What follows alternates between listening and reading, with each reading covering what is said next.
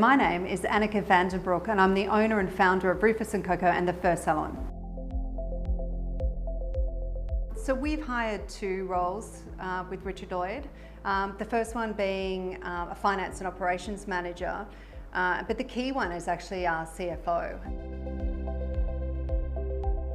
Well, I think the process was, the process was quite seamless. I think the initial step was to actually get clear on what it was that we actually wanted from the talent. And I have to say they did a very good job of trying to understand who we were as people and what the culture of the business was and what really we needed in terms of that seat. Then beyond that, they went about obviously recruiting for the position.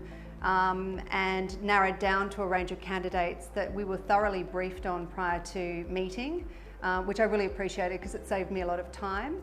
And from that point, I actually think to add to that, one of the things I really liked was the small video that we received. So you could actually get you could actually see in 3D, you know, almost what that person, what the candidate presented like. Beyond that was a series of interviews and reference checks, all of which was done in a very timely and professional manner. And ultimately, we found, you know, our two candidates within about 6 weeks. Richard Lloyd has, you know, a fantastic team of people. And one of the things I really enjoyed about the process is that when they came out to the office, which kind of seemingly is not unique to what other recruiters would do. However, the quality of the questions and the genuine interest in trying to find that puzzle piece that was the exact fit to what we needed was just something quite unique. So one of the things that I think was really terrific is that I had the opportunity to meet the candidates out at Richard Lloyd's office. And I think the great thing about that is that you're out of your own environment. The team spent time briefing me on exactly each candidate and checking in between the candidates to see how I was tracking and if I had sort of on-the-spot feedback.